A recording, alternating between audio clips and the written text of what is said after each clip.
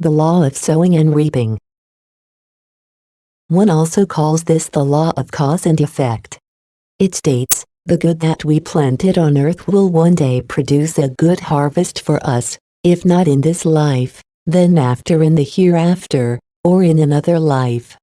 The bad that we planted on earth will one day return to bite us. It is akin to a law of nature.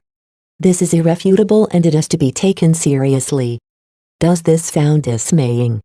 I find that we do not have to regard it dismaying, but it is really something serious. It is plain and simple the highest justice that reigns over us. We encounter people in the news that seemingly get away with everything without ever being held accountable. The way they behave so autocratically, the way they walk over corpses to enrich themselves and do not recoil from committing any injustice, is hard to comprehend. And they seemingly get away with it. This might really seem unjust to us when it happens. Why does God allow this? But have no fear, life goes on, here and in the hereafter. They will have to own up to everything one day, and they will have to atone for it. Sooner or later, justice catches up with everyone, in this life or in the next. But every guilt, even the severest, will one day be expiated. There is no eternal hell and no eternal damnation. But that fact that one has to pay one's bills, that one has to balance one's accounts, is only fair, don't you think? We somehow always knew that this higher justice exists. I imagine that there are some kinds of offices in the hereafter, where higher entities sit to make sure that a good seed will be recompensed with a good harvest someday. And the reverse also, that the last penny is paid when somebody has severely stepped out of line. If we can consider this law of sowing and reaping as true, we might find it easier to accept our own fate with all its challenges. I myself have come to the conclusion that, if I cannot change severe challenges, I accept them without complaining. I might be getting rid of a guilt that I am presently not aware of. This attitude seems to serve me best. Has this all-important why question been answered in the meantime? What I have written here is my contribution. It has turned into a bundle of answers. That the essential is our soul and that it continues to live in the form of a spirit person. That death only concerns our physical body. That we are born anew over again and that we have been in transit here on earth often and this for a long time. That we have an eternal homeland and that we are bearing down on it through many incarnations, reincarnations. That God does not intervene in our fate in spite of all His almightiness and love, that He accords us our freedom, because He doesn't infringe upon our free will. That we, as souls, consented to our present life within a life plan that often includes difficulties for us. And a law of seed and harvest. What you sow you shall reap, Gal 6:7. We now also know that we will no longer have to be born on this planet someday in the future, once we have learned and experienced what we can learn and experience here on earth.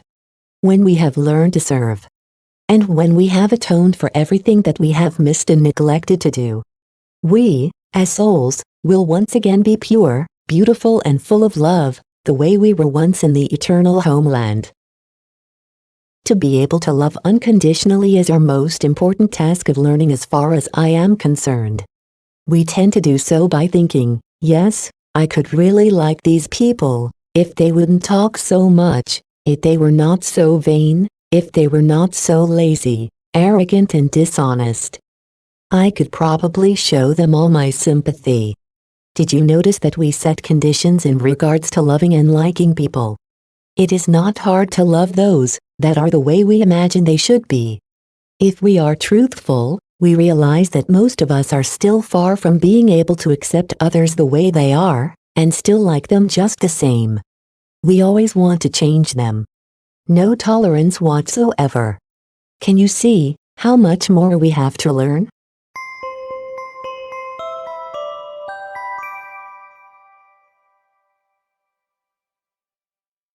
Learning tolerance.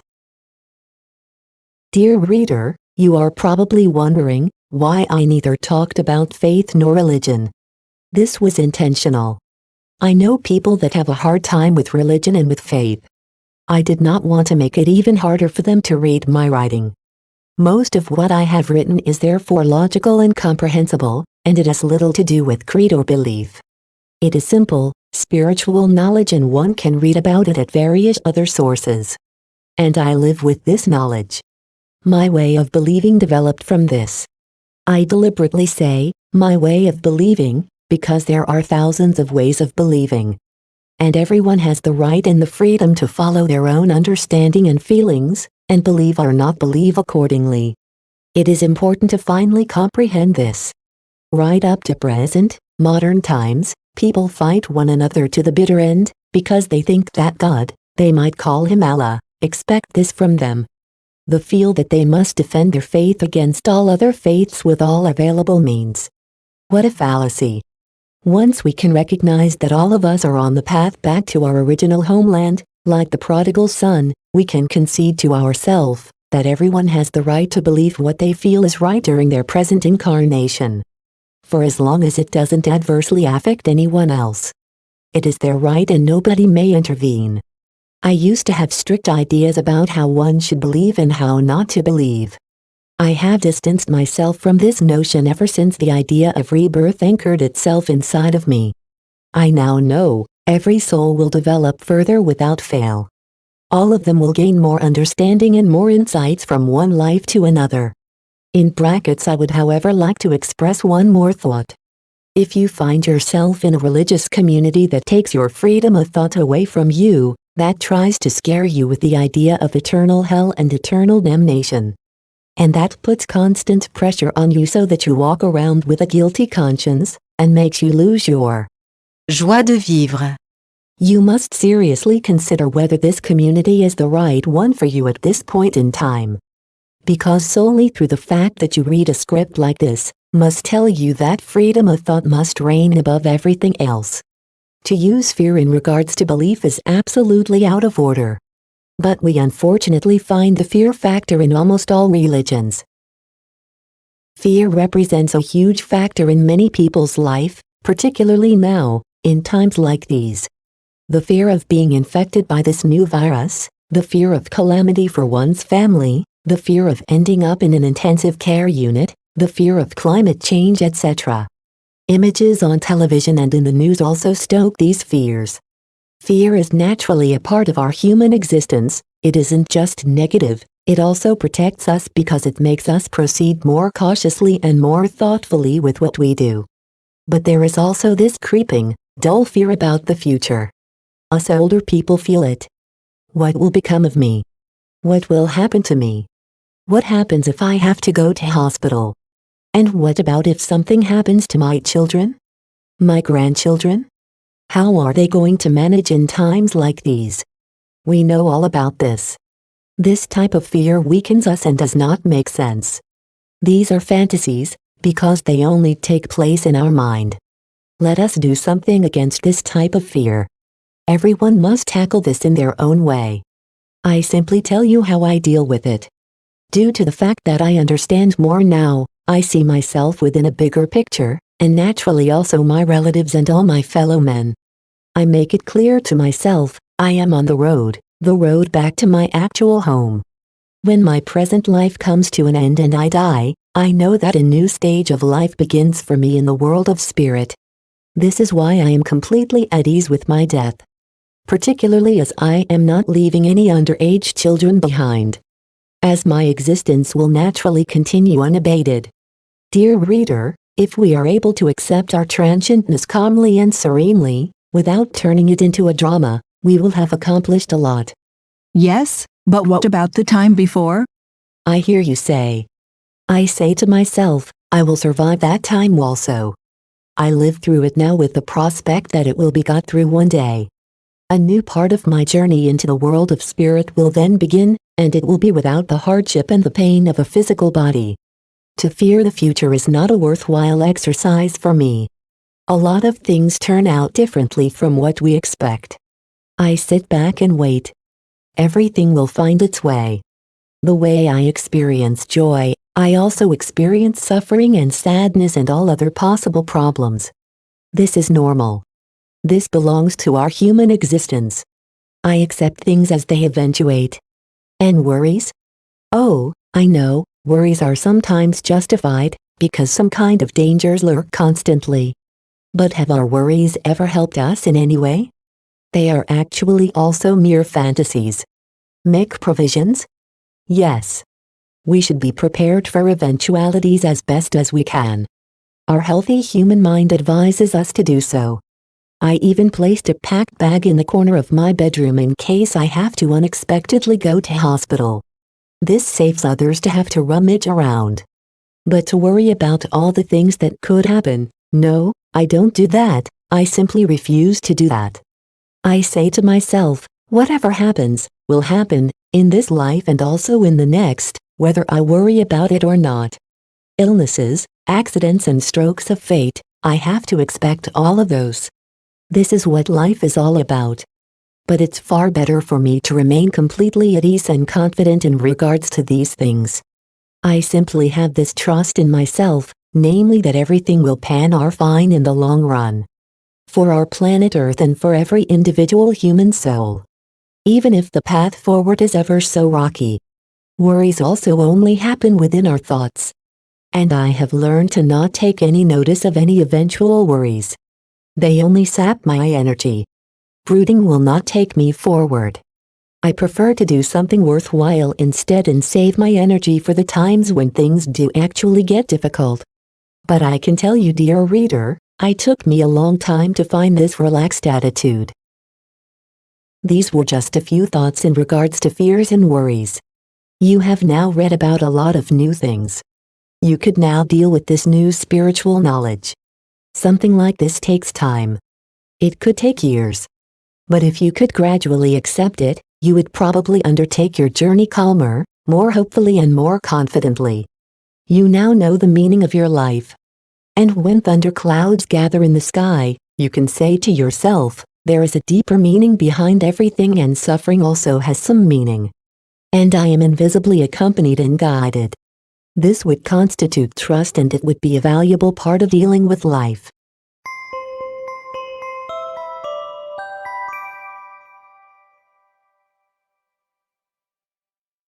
Pausing. Does the word pause mean anything to you? With pausing I mean keeping still, a coming to a stop and to reflect. I simply stop once in a while during my everyday life. I am then completely within myself and I review what I am doing at that moment. But I might also review who I actually am, and that I only temporarily live as a human being here on earth, and above all, that I am a soul. That I am invisibly accompanied and that my guardian angel is near me. Yes, this is what I also think about at times. Or I very deliberately become quiet, switch off my mundane thoughts and simply immerse myself into the presence of a blossom, a tree or a cloud. I always feel that this pausing does me the world of good. It is free medicine. To breathe quietly, and to arrest the chatter of my thoughts, strengthens my soul, and it even strengthens my health. I sometimes stop when I go for a stroll and look over a garden fence. I find that looking peacefully at flowers and plants is wonderful. Or my eyes go to the firmament and I allow the view, the colors, the clouds and the atmosphere to wash over me. And the wee birds lies so blue in the distance, and I think it is wonderful to have healthy eyes to be able to see all of this. I often refuel with so much joy during a walk, something the people that see me could probably not even imagine when they think, this old woman is standing there again and she just looks. I have years of experience in regards to charging myself with joy and energy. But I can tell you something else too, to lean back and do nothing, to simply remain still, to ponder, to think and to feel, can be difficult, more difficult than some of the work we do, but it is a requirement in our humanness. Why is it difficult? Do we not like to be confronted by ourselves, our thoughts and our feelings? When we have time to spare, our hands automatically reach for our mobile phones or a newspaper or the remote control of our television set. But we need to pause. Well, that has been my experience. Without pausing we are just a leaf in the wind. When we become still and when we go within, we connect with our real self, with our soul. And we can smile at it, talk to it and give it courage. This is when we do something really worthwhile. Do these words mean anything to you? They are unusual and maybe also difficult to understand. But a lot of people have taken to pausing in our trouble time. They say that they need this and call it meditating. You have probably asked yourself the whole time what religion or confession I belong to. I say to you quite openly, none at all. I have been undenominational for a long time, because my inner attitude has changed in the interim, yes, and I am not into pretending. But I believe with all my heart that this is true. I believe in my own way. Everyone has the right to believe and to talk to God, or not, in their own way. I am used to talking to God. I talk to Him as the highest of the highest, but also as my friend who knows me better than I know myself. I address Him as Father, something I copied from Jesus. Everybody is entitled to do so, whether they pay their church taxes or not. We can quiescently address the highest power in the universe as Father. I also call my talking to God dialogue, even though, like you, I seldom perceive an answer. My conversation is less of a pleading, but simply making contact, establishing a connection upwards. It is usually quite easy, but it does at times get more difficult because all the mundane, everyday thoughts are so intrusive. I tell Him about what goes on inside of me, about my experiences, what presently occupies my mind, my thoughts, and also about my little problems. Or I simply sit still. Dear reader, don't feel bad if you are not used to praying.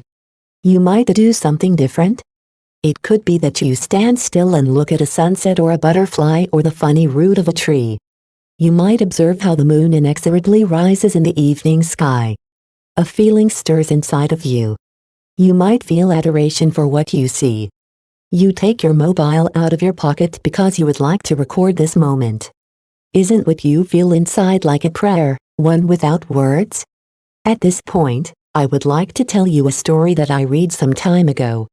An elderly lady goes to her pastor and says to him, "Pastor, I have been praying twice a day for the last 13 years, but I have never had the feeling that God is anywhere near me." The pastor looks out the window for a while. He then asks, Can you knit? "Yes, I can." Well then, simply sit there and knit away. And whilst you do this, imagine that God looks down on you. Nothing else. Do this twice a day every day. Each time for a quarter of an hour. This lady returns after 4 weeks and she is very happy. "Pastor, I just wanted to tell you, I can now feel that God is with me at times." What might initially read like a joke is actually not that facetious. It simply states, one does not have to use all that many words. Dear reader, I have a genuine desire inside of me. I wish I could pass on to everybody that needs it something of what's inside of me. This quiet confidence, this trust. I feel that I enjoy great protection. I live with the certainty that nothing is without meaning, and that everything will turn out well. I would also like to pass on to everyone that needs it, something of the way I believe. The certainty that a great love reigns over us, no matter how terrible, ungodly or malicious things are on earth. I find that this attitude to life made my life easier, in the past and specifically now at my age and in these troubled times. I specifically wish for all of my older fellow human beings a relaxed life devoid of fears. Something goes through my mind again, we can assure ourselves as much as we want to, but we will never have complete certitude. Even the richest man in the world does not know what's going to happen to himself or to his family. To have to live with this uncertainty is part of our life, part of being a human being. This is really hard at times, because there is nothing we would like more than certitude. I myself have suffered from this uncertainty often enough. At some stage, it was in 2006, something fell into my lap and it happened to be a very clear feeling. Everything is arranged in such a way that I can deal with it. This is the best thing that could have happened to me. In place of, I want certainty, I have placed this trust, namely, everything is arranged in such a way. But I can also not simply pass this on to others. It will eventuate within others sometime, actually the moment they are open to it. But don't worry. Even if you have not yet got to know this trust, you are in any case loved and invisibly accompanied without ifs and buts, for the sake of your soul. Because you are an immortal soul, and you are expected back in your eternal homeland. Really take this to hearty. Right now, as you are reading this, your guardian angel is surely at your side reading this also. Isn't this a wonderful notion? This being cared for. And you're being looked after. And because you have the goodwill to do the right thing, you inevitably progress on your soul's journey. It couldn't be any other way, and it matters not whether you are a Protestant, a Catholic or a Mennonite. Do not allow anyone to scare you. There are people that can corner you with their quotes from the Bible. Don't take offense, because they do not know what you know now. Remain completely calm. Listen inside of yourself. Your soul is your compass. It guides you so that you cannot fail to find your way back to our past homeland. And besides, you do have your guardian angel. Everything will turn out fine.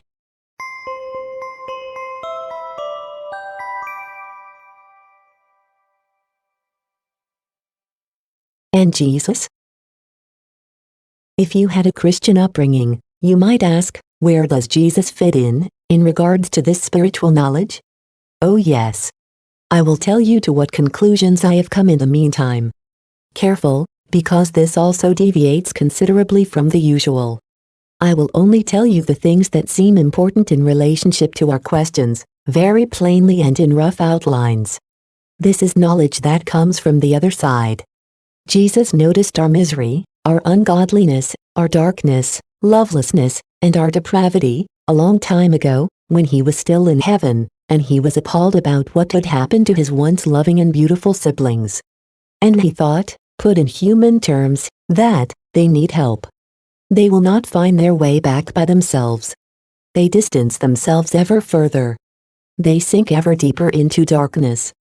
After some lengthy cogitation, he knew what he wanted to do. He wanted to incarnate on earth in order to be very close to his departed siblings and to stand by them. He wanted to become a human being, like us, and to bring us love and truth as one of us. He wanted to help us recognize our situation, so that we would resume our contact with God and find our way back to love. This was a huge risk, because nobody knew in advance how he would fare amongst us here on earth.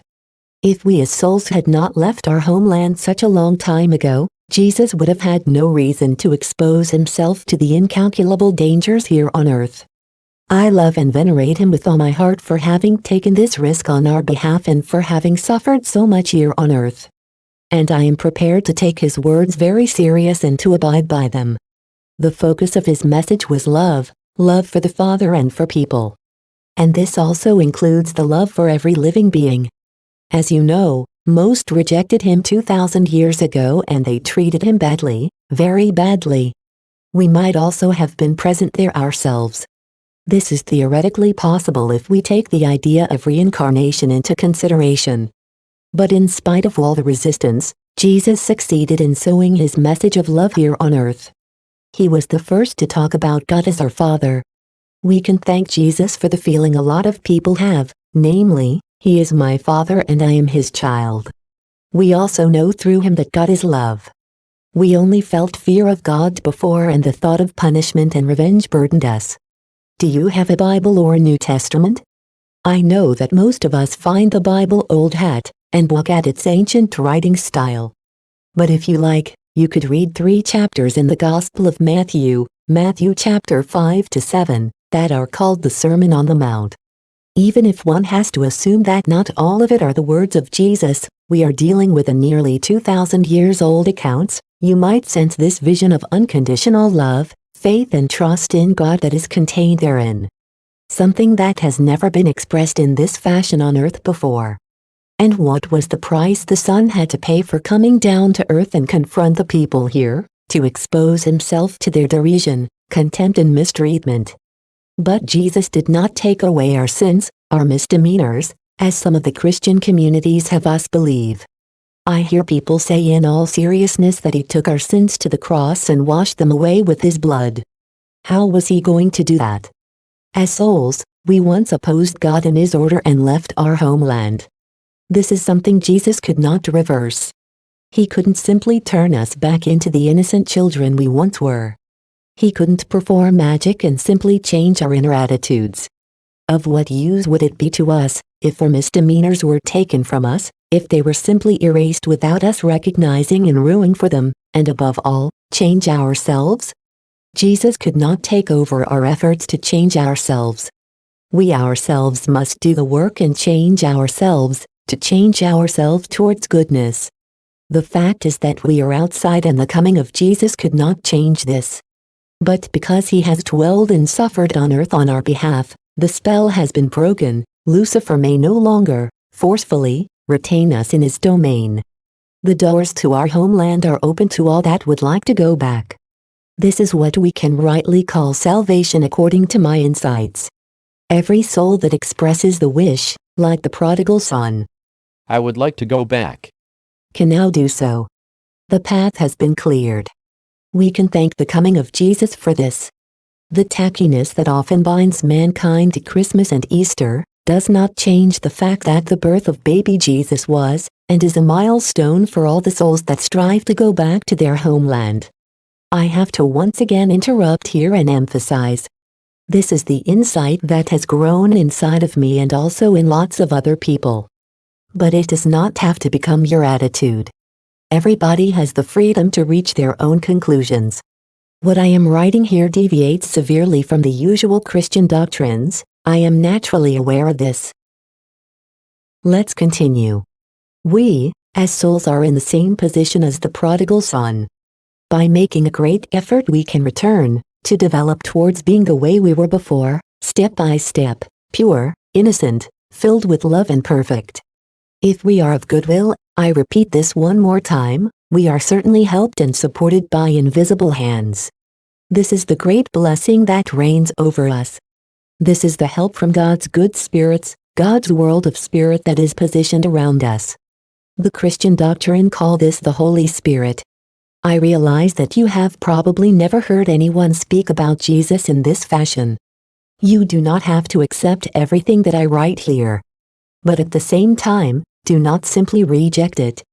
You have the freedom to contemplate and to test it. You might understand my words a little better a few years down the track, as my dear mother always used to say. Good things take time. You might ask me now, and what about those that know nothing about this, those that have never heard anything about Jesus? Don't be concerned.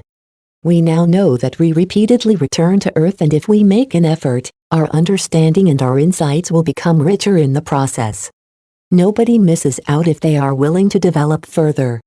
Everyone receive the spiritual knowledge that they require at this point in time. And the one or the other Buddhist, Muslim or Hinduist might come across Jesus and his message about the father-son relationship during their next incarnation. Who knows? And what happens to those that are not of goodwill? We once again think about some of the things we come across in the news where we spontaneously say, my goodness, look at the guilt some people burden themselves with. As souls, these people find that their journey takes quite a lot longer. They probably require more incarnations to atone for their actions, and this will not happen without additional, painful experiences. This is not such a wonderful image, but according to the law of cause and effect, they will probably have to suffer and to learn a lot in order to finally gain a more loving, more philanthropic inner attitude. They will surely become quite humble one day.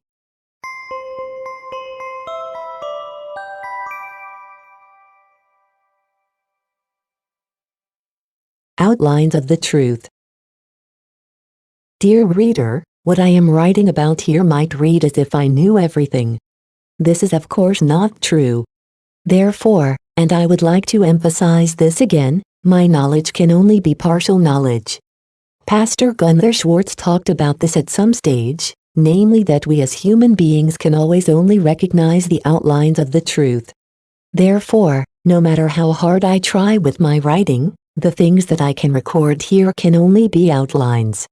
But such outlines of the truth can indeed help us, based on more understanding and recognition, to progress in our endeavor to undertake our journeys in a more quiet, relaxed and confident manner. Let's look at our opening topic one more time. Somebody close to us suddenly dies, something I recently experienced myself when my nearly blind 93-years-old friend died. I was startled, affected and sad, because I knew that he would dearly like to have lived a little longer. But at the same time, I was instantly aware, he naturally lives on. I wonder how he is faring now? He is actually still here, he only changed sides. I miss him very much and I regret the fact that I can no longer talk to him and play music with him. When I walk past his room in the nursing home, I realize that he is no longer there. On the other hand, I don't begrudge him that he could enter a new stage of his life and that everything is better for him. How good must he feel to be able to see clearly again and that to see his wife again. I can send him tender blessing with my thoughts. Things should be good for you in the world that you are now in. And we will surely see each other again. I expect that this letter will get to him. He just switched to the other side. Dear reader, if one can imagine this, one is already better off. The soul naturally lives on. It just switched to the other side. It now lives in the hereafter, it will recuperate, it is fine and it has the opportunity to gain more insights. I can send it my good wishes, my friendly thoughts. And when I switch sides one day after a long life, I will probably immediately recognize the soul of this harmonica player, and will be pleased to see how he has recuperated and rejuvenated. And because he was unable to recognize faces during the last 8 years of his life, he will see me for the first time and we will be able to talk to each other face to face. I am already looking forward to this. Some time back, I saw Brazilian burial grounds in the news, rough and hastily prepared like a field ready for cultivation, and it was filled with makeshift crosses. All of them victims of the coronavirus. Isn't this a misery? There were 4 numbers on each cross, nothing more. We don't see the tears of those that are left behind, we don't see their grief and desperation either. But every cross and every number also tells us, do not look for me here. I am already in the other world. I can see you, but you can unfortunately not see me. I have to recuperate now and I have to learn a lot here, namely the things that I could not learn on earth. Do not grieve too much over me.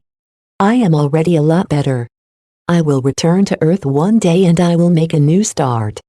And I am sure that we will meet each another again. The handsome large and small gravestones herein are beautiful, wooded cemetery in Lübeck say the same. They say, you think that you visit your dear departed here. This is well meant, but none of them are here. They have gone up and away to the world of spirit a long time ago. They continue to live and they have their assignment there. You plant the flowers for yourself. And please give the bunches of flowers to someone who still lives on earth and is in need of some joy and cheering up. Sit on one of the benches and look up to the sky and allow your thoughts to grow wings. You will probably be closer to your dear ones than at the graveside. Dear reader, this is spiritual thinking and feeling in my eyes. Just take as much from this as you can digest and use. You will only gradually discover the value that my script has for you. Allow the new knowledge to settle down. It only goes step by step. Read some of the chapters again and contemplate them. You will gain a different view of the world after a few years, and you then look upon our lives on earth with more understanding. You will be calmer and more relaxed in spite of all the human dramas and tragedies happening around you. You know that life goes on and on.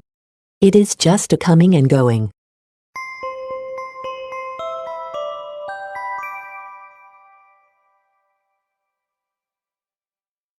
About dealing with oneself. Dear reader, I believe that we have dealt with the essential spiritual themes now and thereby answered the why question. I can however not imagine that you could understand all of it on your first attempt, not to mention accept it and see it as the truth. I certainly don't expect this from you, particularly if you have never dealt with these questions before. As I said before, understanding and recognition take time. It only goes step by step. Therefore, take from my thoughts the things that are good for you at this time. But there is something else on my mind, something that has always moved me and something that I would like to get off my chest. It isn't directly connected to the why question, but it is incredibly important. How do we deal with ourselves? I know of people that do not actually like themselves, that find it difficult to respect and to love themselves. This is not good. This hinders us on the path that we should and want to go. And there is something else I would like to say. Within our Christian Occident, we have been taught for centuries above everything else, do not take yourself too seriously. Give and serve those around you. Even, give everything that you have, disown yourself and your needs, like Mother Teresa. Your own welfare is not that important, those around you have priority. And if you cannot be like Mother Teresa, then at least have a guilty conscience. Do you find this okay? I do not. I find that it is completely over the top. We should naturally develop ourselves to become emphatic and helpful, really loving and compassionate, and above all, also tolerant. These are our most important learning tasks, and we deal with them all our life. This is part of being a human being. But the overemphasis of the demand that only the others are important, serve them, had the result that some people appreciate and respect themselves all too little. Are you familiar with sayings like these? Aren't I stupid? I completely forgot about this. This silly knee is bothering me again. I can't come with you today. You go ahead. I will never learn this. I am too stupid. He is driving me crazy. To be honest, one should not talk about oneself like this, it is damaging. Have you ever heard anybody say, I like myself the way I am. I have to take care of myself first. Or, I am number one. Or, I am content. I have really done this well. Nobody dares to say this, because one would say that they are a vain, conceited egotist. I also never say this, but I know inside, I always have to take care of myself first. Who will do it, if I don't do this myself? I like myself and I appreciate myself. I have been keeping my own company for a long time, so I know myself.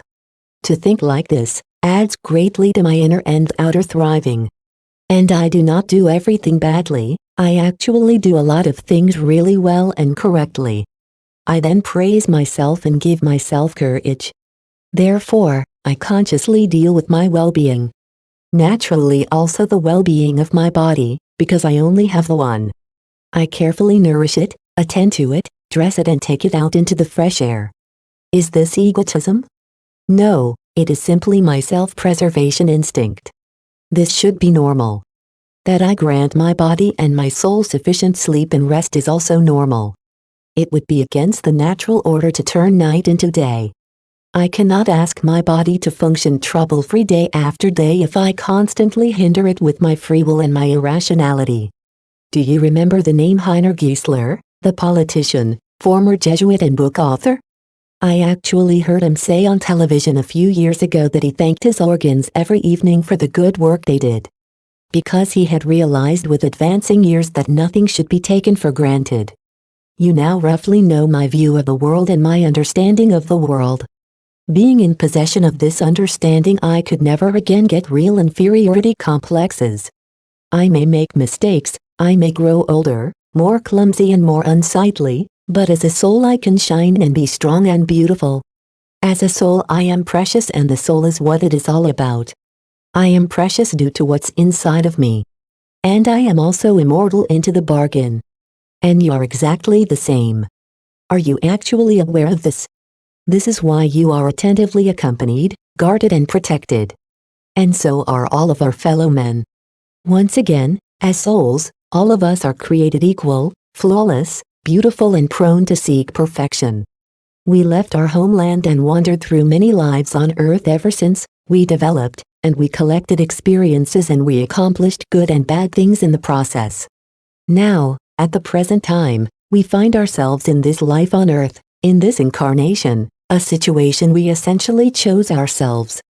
If you belong amongst the people that cannot respect and love themselves, I would absolutely like to give you courage. You carry perfection inside of you, but it has been spilled. And do you know that you are something special? You might say, So what is special about me? so, I say to you, you are unique in this whole world. You actually know this. There is nobody that is exactly like you. And there is nobody that, as a soul, has experienced the same that you experienced. All the many incarnations, the numerous experiences that you had in the past. Added to this is the fact that a lot of effort and love has been invested in you. You might say, "Why this? Apart from my mother, hardly anyone has ever loved me." I then say to you, your guardian angel and other spirit helpers have faithfully looked after you as a human being and as a soul, in this life and also in past lives. They have sent people your way that you had frictions with, but they have also helped you grow. And other people also, people that have helped you to progress. If we consider that we have lived so often on Earth, we can easily imagine that we have probably been rescued from lots of dangers, and that we have been imperceptibly guided so that we could develop further and further. Do not look so spellbound at your external image that you might not, no longer, regard as particularly beautiful. It is just your packaging and your vehicle. Your inner person is what's essential, and that is what you must care for and tend to. Smile at yourself, praise yourself, and give yourself courage. Life is hard enough as it is. Only have positive things to say about yourself and your abilities, about your body and your organs. This will give you a lift and it will strengthen you. The situation with me is, now that I am old, I have made it a habit of only saying good things about my body, about my organs, my eyes, and I praise them for the good work that they do. My dear brave feet, you have been carrying me for many decades. Is this naive? If you like. But it feels good and it gives me a good feeling in regards to being a human being. And remember the blessing of gratefulness. Gratefulness lifts up. Believe me when I say that those that live with the basic attitude of gratefulness live better and easier. You think that you have nothing to be grateful for? Look around. Have a good look. You will then see all the things that you could be grateful for. Do you have water on tap like me? Even warm water? And electricity? Or do you have to carry the ash outside and fetch wood inside so that you can start cooking? Something my generation knows all about? To find something to be grateful for every day is part of the art of living well. My dear, strong mother mastered this very well, even during the time right after the war as a widow with 4 children and suffering great poverty.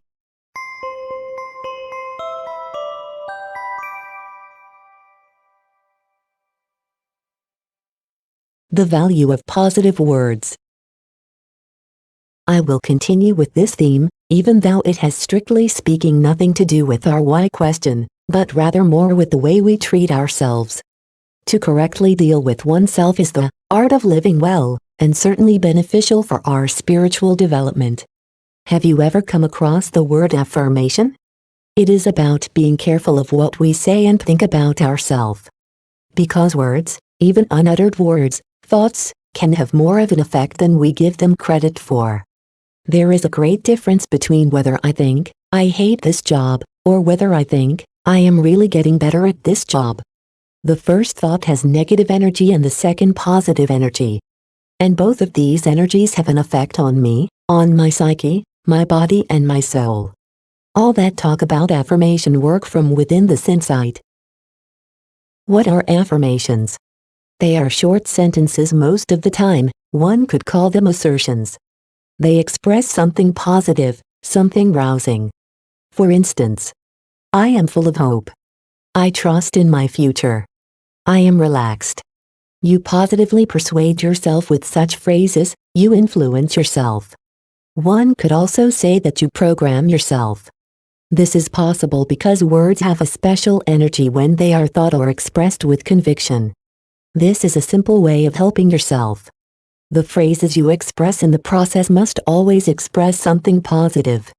You speak or think slowly but with conviction, awareness, and confidence. Simply try it. How do you feel when you say, I hate that person? And how do you feel when you say, I am genuinely prepared to forgive? The fact that you use the words genuine and forgive is balsam for your soul and even for your body. It allows your life energy to rise considerably. One can actually verify that this is so these days. In case you want to deal with such affirmations for yourself, It is best to proceed as follows. You select a good and positive sentence. You say it calmly, consciously and full of conviction, and you visually imagine the result. For instance, I am basically a nice person and I am devoted to my fellow men. But wait a moment. You might say, this isn't really correct. I am not really that friendly and my fellow men actually go on my nerves. All I see are mistakes everywhere. This is indeed honest, but it doesn't get you anywhere. What would actually get you somewhere? The goodwill to change yourself. But to speak this sentence, this assertion, with goodwill and with conviction will, and this over again, every day, you will gradually become more friendly towards your fellow men and they will no longer seem as abhorrent as before. Through your own words and your positive imagination, you will change and turn positive, and your own health will also improve. And it is quite possible that your stomach and your bile will also soon improve, as an example. Therefore, if this theme interests you, take a piece of paper and write down your personal affirmations, programming. But be mindful, they must always be positive and they cannot include any negations like, I no longer hate my neighbor. But I tolerate my neighbor, or I wish my neighbor a good day. Then deal with these phrases the way I described it above.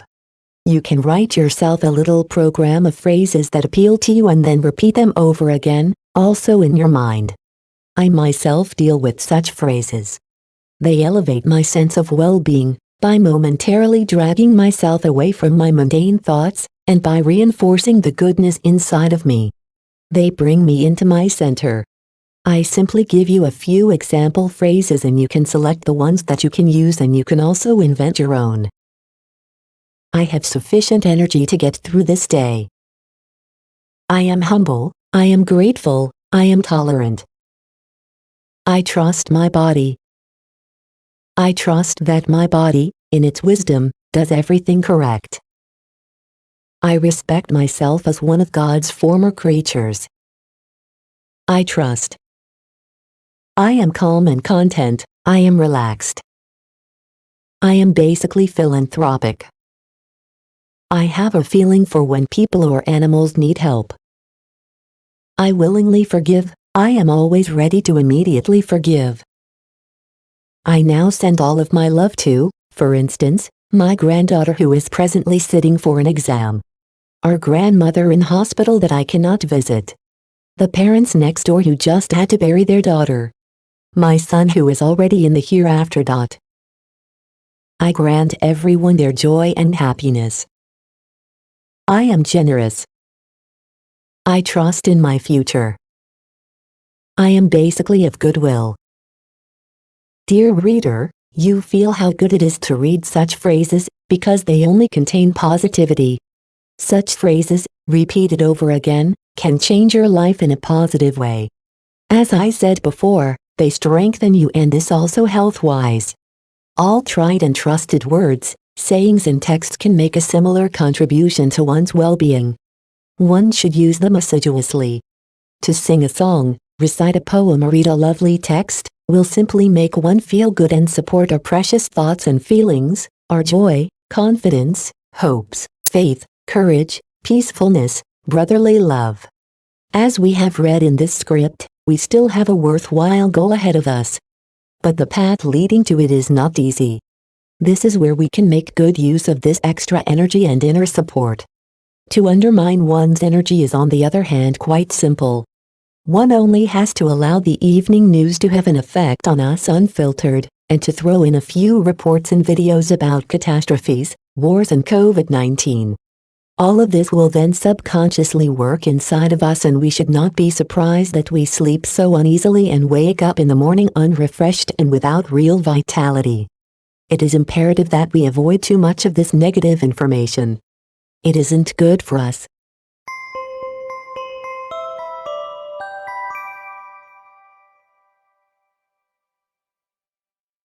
Two seriously meant questions. A few days ago, a friend asked me over the telephone, How can I become perfect? And how can I get closer to God? She asked this in all seriousness. The reason for both of these questions is probably Her life is presently very difficult for her, so difficult that the wish to die arises within her again and again, but she would not like to have to be born again. We had to interrupt our conversation and leave the answer for later. This gave me time to think about it. I could well imagine why she had asked this question about perfection. She must have contemplated in her despair that, if I reach perfection, I will not have to go through such a miserable, difficult life on earth again. How do I gain perfection? What answer can I give her? What answer would you give to such a question? I contemplated this. This question actually concerns all of us, even if we are presently not experiencing such a serious crisis as my friend. I mean, if we want to reach perfection, we would actually have to start with our thoughts. Because everything else depends on our thoughts, what we say, what we do, or omit to do, and also all our feelings somewhere down the track. The way we deal with ourselves and with our fellow men also depends on it. Thoughts come first and feelings follow later. This is a really important theme. An example. When I start with myself, I sometimes catch myself wondering about other people. And if I am honest, I have to say, I am very quick to evaluate, or sometimes even assess and criticize others.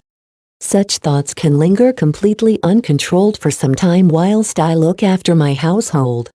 Why do I do this? Do I really imagine that I know this or the other better? Such nonsense. Such thoughts are nothing but mental environmental pollution. Dear reader, do you have such thoughts? And do they help anyone? Naturally not. They improve nothing. They are simply negative everyday thoughts, and they could poison my feelings towards my fellow human beings, and they can also drag me down, ergo a complete waste of time. And besides, how embarrassing.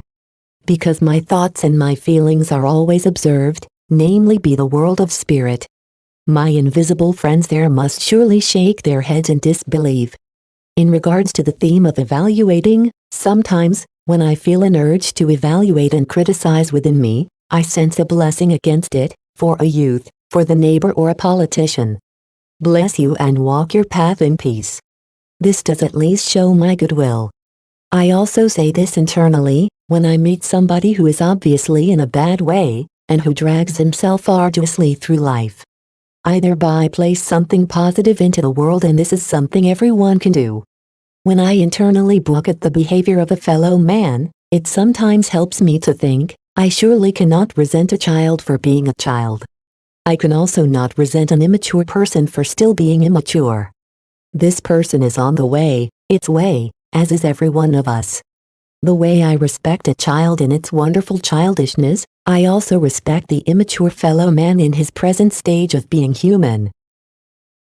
We ourselves must make sure that our house of thoughts and feelings becomes and remains clean. We already know the things that we should not have inside of it, naturally no hatred, no envy, no jealousy and no greed. We naturally don't want any of these things. But also, worrying, avarice, contentiousness, assess, and condemn others, etc. But we also know what we like to have in our house of thoughts and feelings, first and foremost, love, joy and gratefulness, but also friendliness and goodwill towards other people, animals and the whole wonderful nature. To do this, we have to go within ourselves at times, remain still and check ourselves. To charge ourselves with a really positive goodwill and with good thoughts. Because our thoughts and feelings, they represent invisible energies, are forces that emanate from us, and from our fellow human beings like a haze. Does this haze have beautiful, friendly colors, or is it gray or even black? Everything depends on our thoughts. With our well-intended and philanthropic thoughts and feelings, we release positive energies into the world.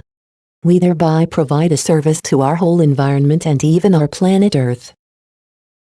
And now to the other question of my friend, how can I get closer to God?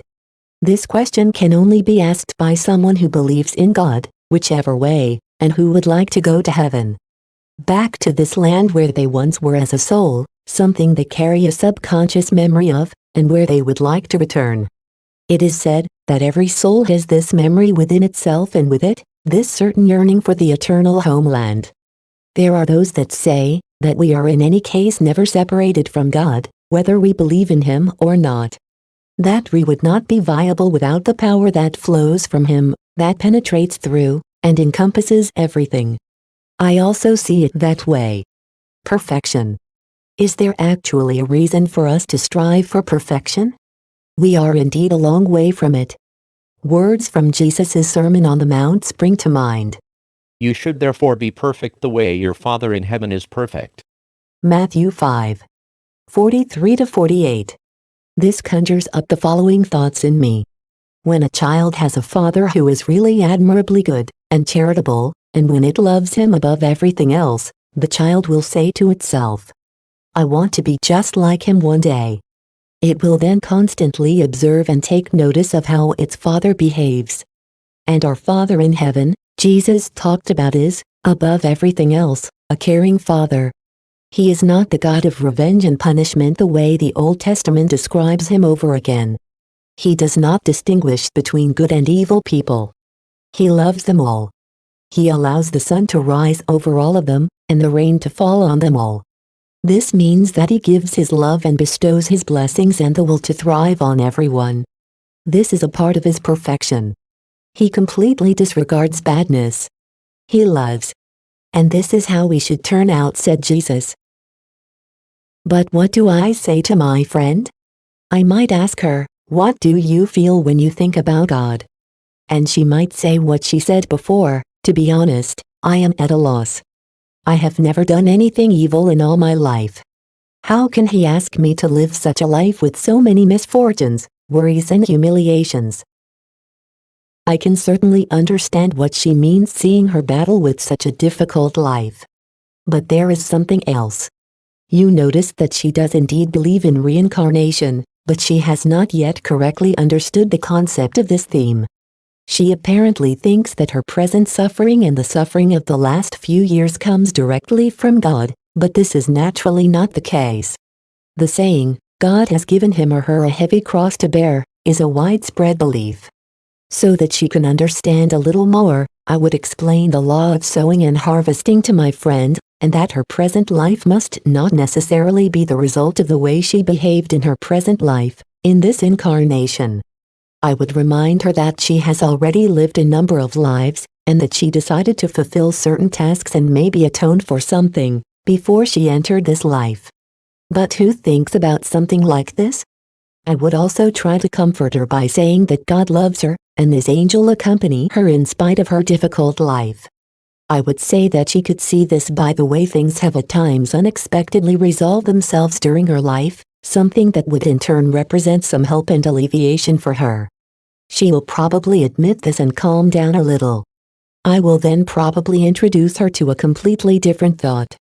I will say, look at this from a different point of view, from God's point of view. How does a father feel when his children separate from him and run away from him in droves? I am thinking of the original fall from grace and the prodigal son. He endowed all of them with the wonderful free will. And he had to observe for a long time how his children turned loveless and malicious, how they inflict so much suffering on one another, how they destroy arduously constructed things and even kill one another. I am looking forward to finding out what kind of conversation will develop between us from this.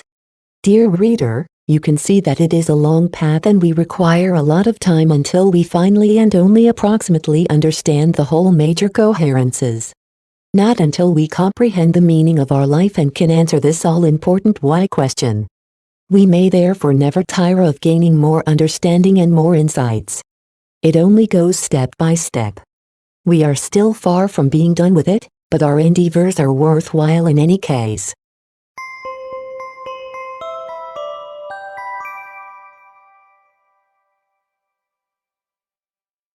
Suggested books and videos.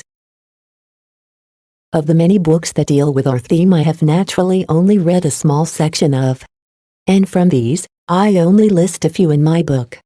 All of them have their pluses and their minuses, that is quite normal. But all of them are suitable to expand and to solidify our understanding about life after death and reincarnation. Epilogue. Dear reader, My writing was at times a really difficult job for me. But I have now completed it. I am far from feeling proud about it, but I am pleased and very grateful, and this for a number of reasons. I have a number of dear friends around me that encouraged my writing for months, particularly when I was wrecked with self-doubt. They constantly gave me faithful advice and helped me. Besides, I am sure that invisible help was often present near me. You can now understand how I mean this. They were my spirit friends. They inspired and supported me when I came to a stop.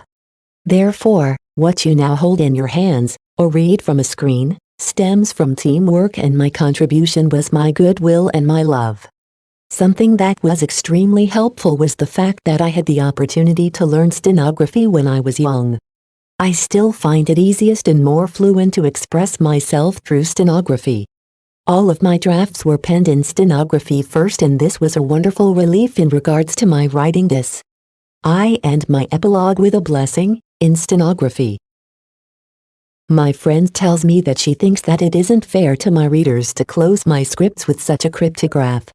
I will therefore translate it into normal script. O Lord, I had the strength to complete this work. I thank you for it, and I thank those from your world that have helped me. May my words find their way to my brothers and sisters to give them more understanding and hope during times like these. Bless each individual that comes across my words and reads them. May they have the help from your realm at their side. May they open up to the unusual. May they take from this what they need at this point in time in order to gradually overcome their insecurities, fears, and doubts. Please give your blessing. Amen.